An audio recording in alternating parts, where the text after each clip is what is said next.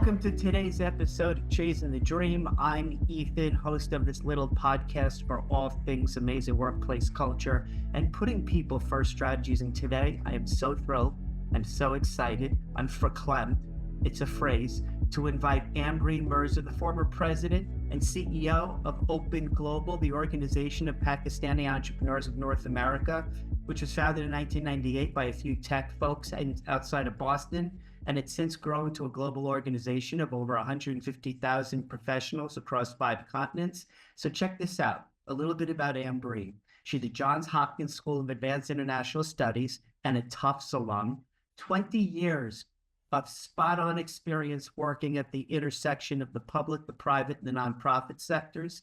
So she is all things a civic entrepreneur, an environmentalist, a consultant, author, writer, public speaker, advocate, and if that weren't all enough, she teaches at the undergraduate, graduate, and executive level courses on entrepreneurship, business ethics, as if there was such a thing, corporate citizenship, civic engagement. Welcome to the podcast, Ambereen. Thank you so much. It's such a pleasure to be here. You know, I am one of your biggest fans. I love your show. I binge watch your show. You know that. I don't know if you know this. I had no can't get enough idea. of your show. Yeah, I just can't get enough of your show. So I'm so honored to be here today.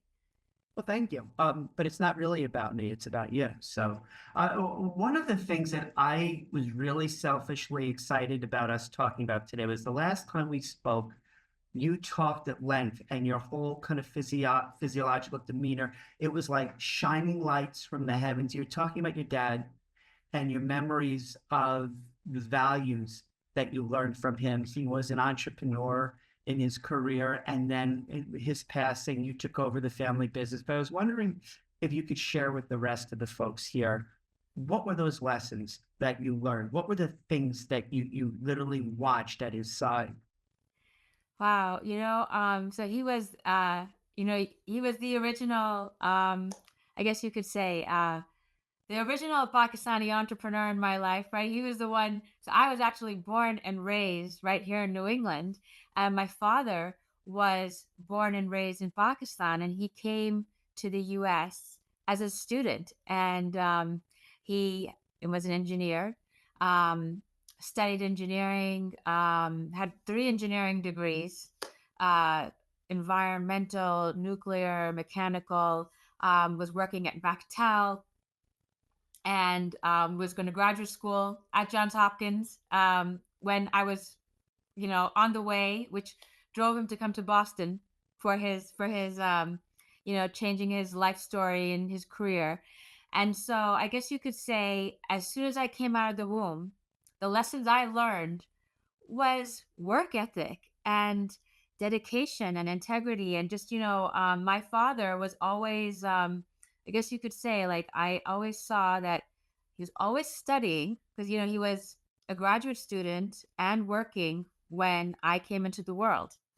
So I always kind of grew up in this culture of learning. Education was a big priority. Self-improvement was like, all the, you can judge a person by their bookshelves. And, as you know, I have this book club even today, but he always had this library that was constantly expanding and constantly, focusing on his own knowledge, self-improvement throughout his whole entire life. And, while he was an engineer, he had so many interests. So I think he came from that generation and from that culture where I think parents kind of guided you to what are you going to be when you grow up. And I think engineering was that stable career, but he was very entrepreneurial. And so his bookshelf was filled with the success stories of entrepreneurs. Like he followed so many, he was a big fan of Colonel Sanders, like all the comeback stories. I used to think my father invented that expression, the harder, that expression, the harder the fall, the higher the bounce. I thought that was my father's expression. I heard it so many times, So I think I learned that value of resilience from my dad, and that it's never too late, And so like every time we go to Kentucky Fried Chicken, I would hear the Colonel Sanders story that, this guy, you think he was done, and he was a comeback king. Like, after he was like getting his social security check and he's retiring, and like then along comes Colonel Sanders with a homemade recipe. Or, he always had these great stories about different entrepreneurs. But my father was like that himself. Like, he had so many business ideas. And I think what I love most about him, and what I learned, was how he, even if he was working full time and supporting us, he would try these ideas. So he had a business on the side where he was exporting Oriental rugs when I was a child. And of course, I never understood the business because I was a child, but I had that pleasure of, seeing my father in action and seeing his values and seeing what was important to him and his interests. And later on, he also invested in real estate and he got into construction. He had, so many investment interests, right? So I grew up watching him um, dabble in different ideas, and be surrounded by other entrepreneurs. And so long before there was an open, I feel like and I always wish my father could have seen what open, was. But I feel like that almost was a little bit of a jump start in some ways. It's fascinating to me because whenever we talk, the conversation, you always talk about integrity, ethics. And one of the things I also wanted to ask you about was, and if this came from your father or just your own decades of experience, you talk about the potential for business, like that business potentially can serve a role. And you've used the phrase, which I'd love if you could kind of share what that means, as social liberator. And I find that really fascinating in terms of most people think business is in business to make a profit, which you and I both know is false, or it could be to serve a higher cause. And I'm curious where that came from for you. So now we hear those phrases like social entrepreneurship today, right? Yep. We hear it left, right, and Triple center, bottom line, for right? example. We Yeah. hear civic entrepreneurship, right? We'll Yep. hear that. I really feel like this is something my father breathed back in the 80s, or the 70s, and 80s was not known for that, right? 80s was like Nope. Wolf Dallas of Wall Street. Dynasty, like it was opposite, right? But Yeah. I felt that my father, and at that time, it was not a very diverse New England that I grew up in. There was not it was not a diverse. I did not grow up in it. I was always the only. I was like always the only Asian in my school. The only South Asian. The only, like, people didn't even know what Pakistan was. To be honest, my father was from. The people didn't know where it was back in those days, right? It was that was the New England that I grew up in. And so we didn't have terms like diversity and inclusion, right? But my father had come, and my father was a student at Johns Hopkins.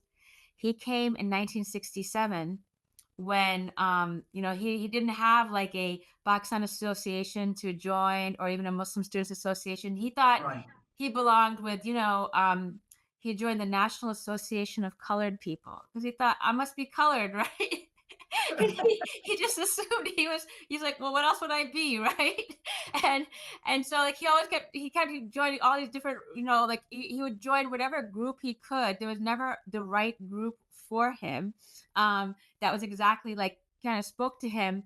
But and he's always looking for those mentors. And so that expression, like, be the change that you want to be. Mhm. So he actually became that person when he was in Massachusetts. So there would be always a steady traffic of students going to my father for advice. And so when he would start his businesses, I remember there was a lot of students that would surround him. And when he was, like, for example, at his Oriental Rug warehouse, there were a lot of people in between jobs he would hire and mentor, and some of them were engineers looking for jobs, and he'd be mentoring them. And they, that job, I'm told, the Oriental Rug warehouse was a business that kind of started out of his own interests and passions Yeah. for rugs, and it didn't necessarily continue on as a business, but led to a lot of good friendships.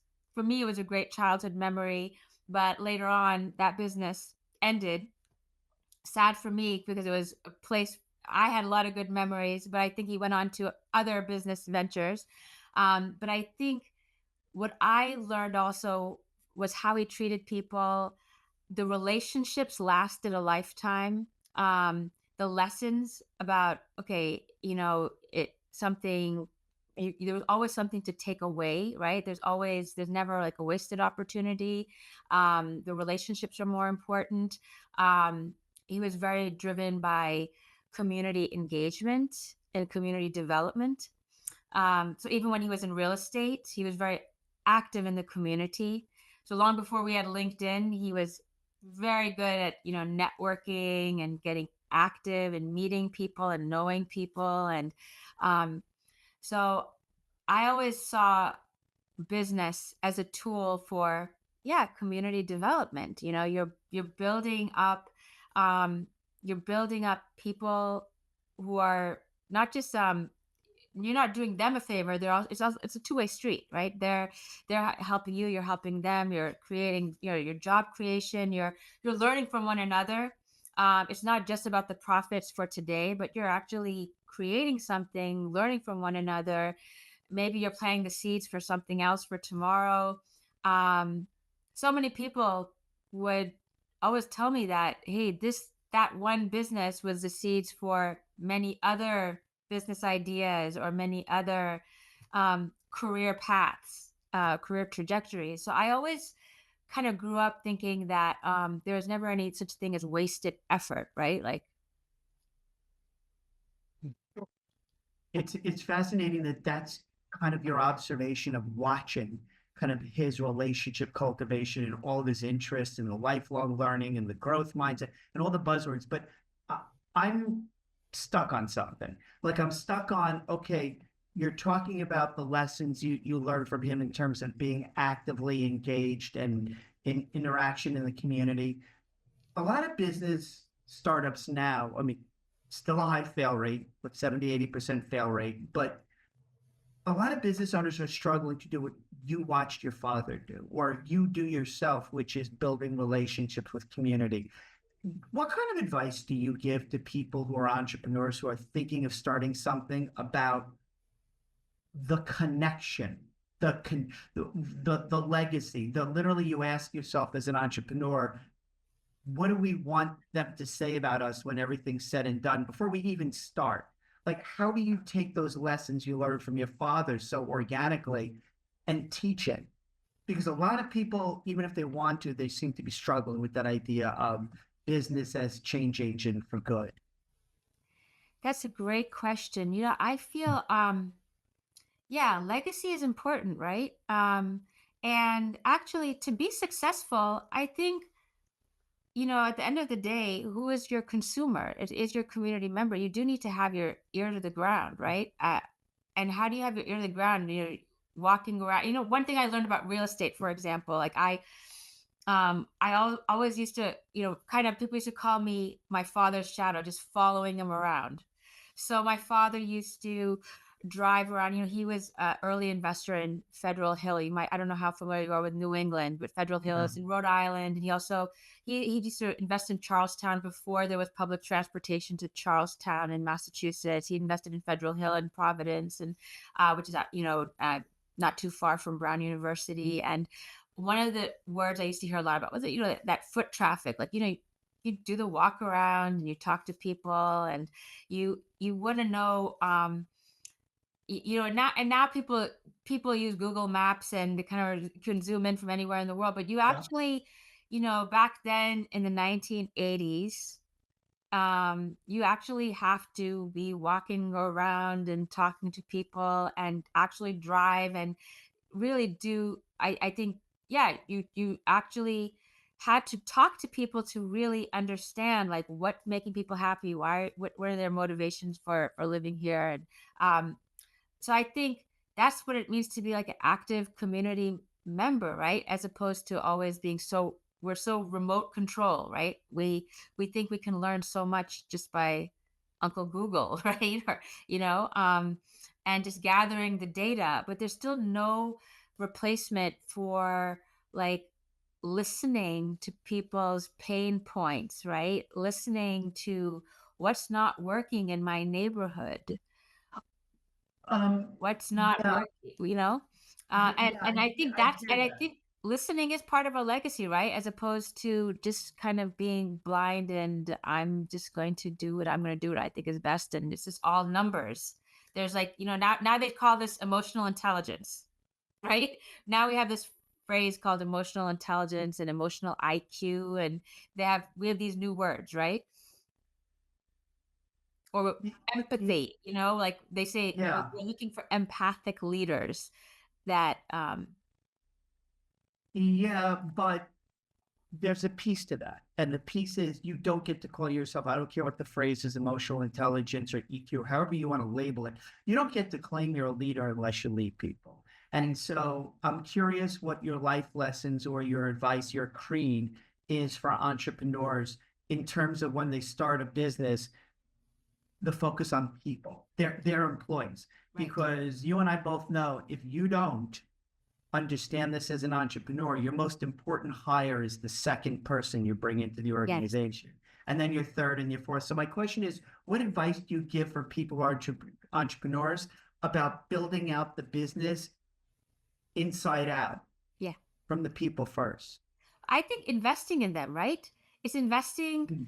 um, it's not just hiring for that resume today, for the skills that they have today, but we talked about that word integrity, right? We also talked about A lot. integrity, but also, and that's when you say, when both the employer and the employee have trust in one another. I mean, you kind of, and you have to have that kind of, when you're looking at that resume, or I think you have to be willing to say, I want to invest in this employee. I want to raise this person up. I want this person to grow, not micromanage this person or just kind of tell this person what to do, but I want this person to be as successful as me. And I think this is one of my father's strengths. So when I sometimes see people who worked for my father, some of them came to work for my father as, recent college graduates, or, people who are in between jobs.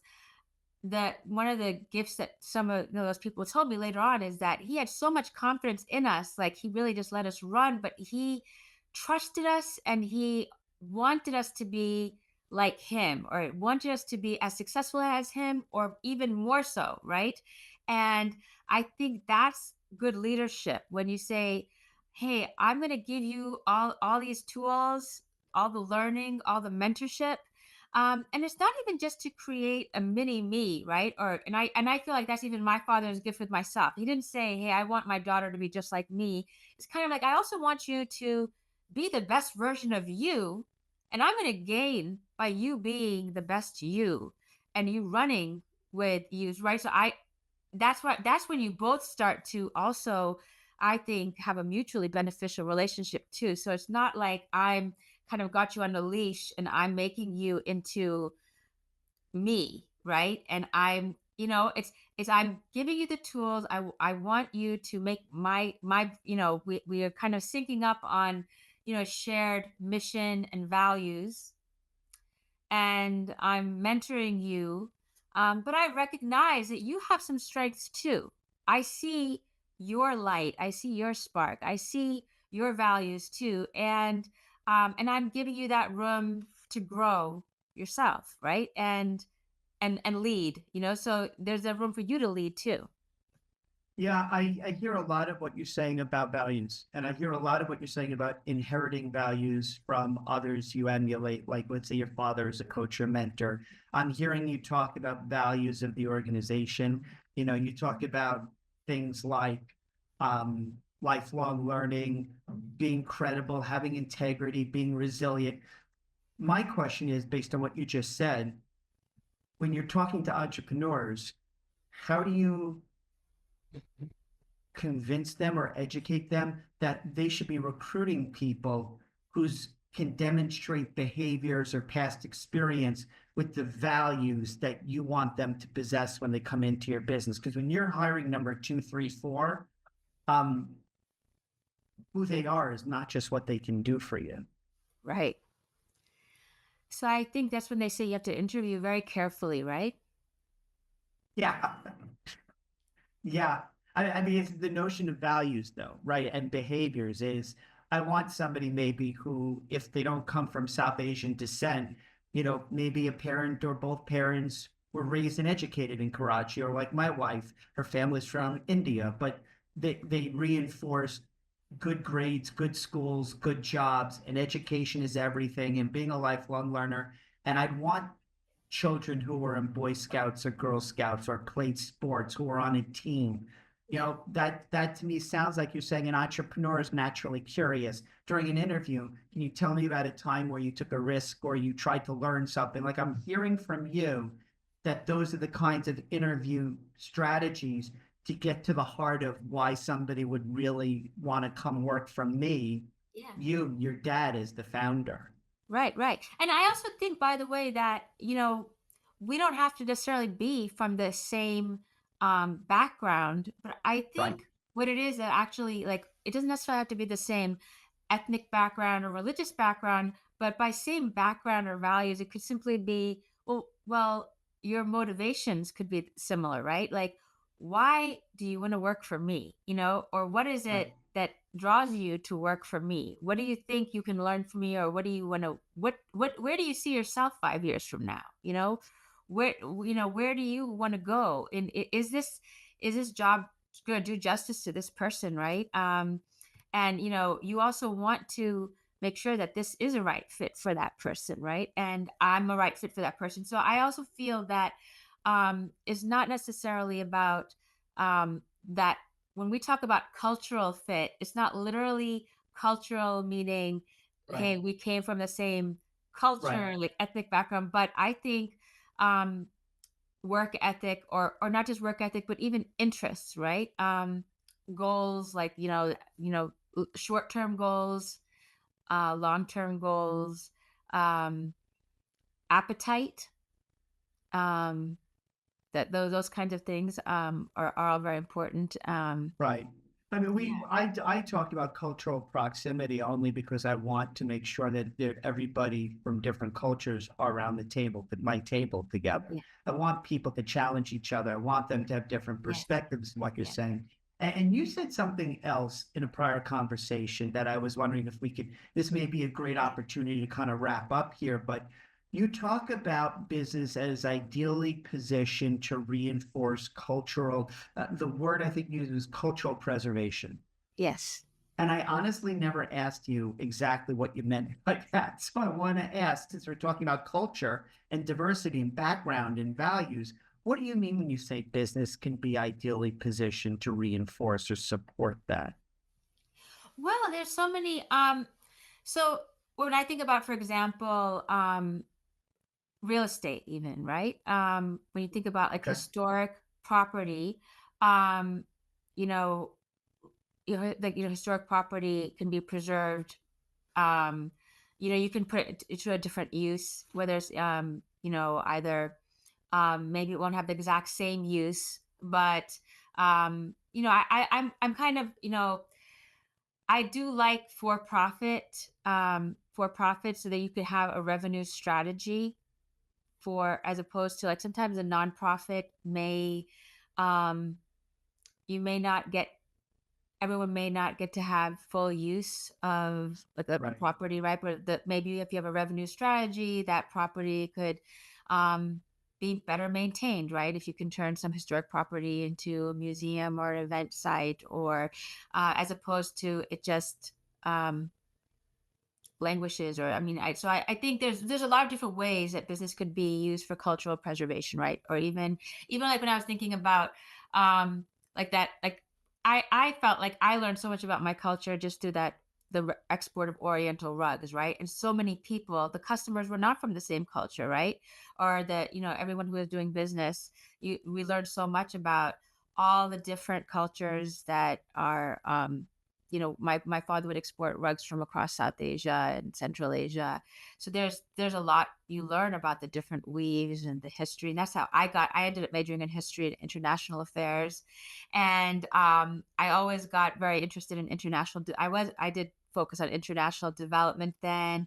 And then I was very interested in all the communities. And I think we talked about that because you mentioned your wife was Cindy as well, right? So, there's so much, there is a lot of, embroideries and artwork that some cultures have become known for that people don't know about, right? And as exporters, we can bring that into the marketplace.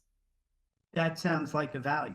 That sounds like Right. a very intentional strategy of using your business framework as an opportunity to Right. kind of reinforce values and maintain culture and communicate culture.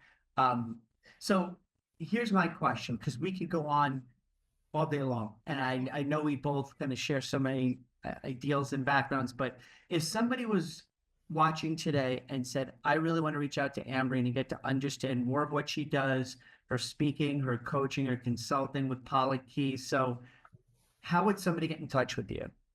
So you can find me on LinkedIn. There's more than one Ambereen out there. It's There not such are, an there uncommon are. name. Yes. Yeah. But you know what? My name is spelled with the three E's, Ambereen, and Mirza. So you can always find me on LinkedIn. And I'm in the process of getting my website up. So you can always reach out to me on my And website. just It's on. and just to let everybody else know, Ambereen, regardless of how many E's they use, it's right in front of them Oh, on there the you go. screen. But also, I will put in the description, so nobody has to worry, exactly how you can get in touch with Ambereen. So this has been phenomenal. I want to go on more. And you talked about your book club. Can you do a shameless plug for your Global Reads book club? Absolutely. So we have a book club. It's called Readers Without Borders. We meet once a month. And it's really fun. Actually, this month we're reading Marcus Aurelius's Meditations. Yeah. We every month we choose a different book, a different topic. Our readers choose a book together.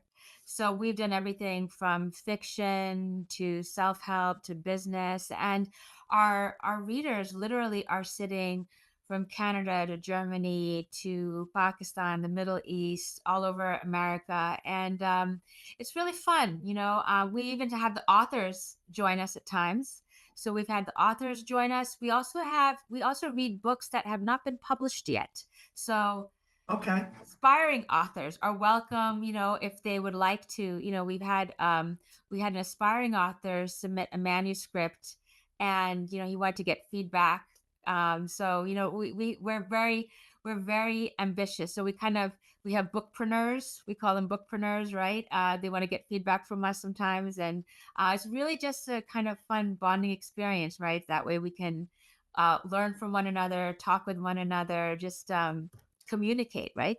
And I love it. yeah. I love it. It takes a global village. And we're So, going to read your book, right? I know you have. yes, you said after April we'll do the compassionate organization. So, yeah, I would love to. I'd be honored. Glad. Yes. Absolutely. Well, Ambereen, thank you so much for coming on the program today, Chasing the Dream. It was an absolute pleasure having you. Thanks so Thank much. you. Thank you.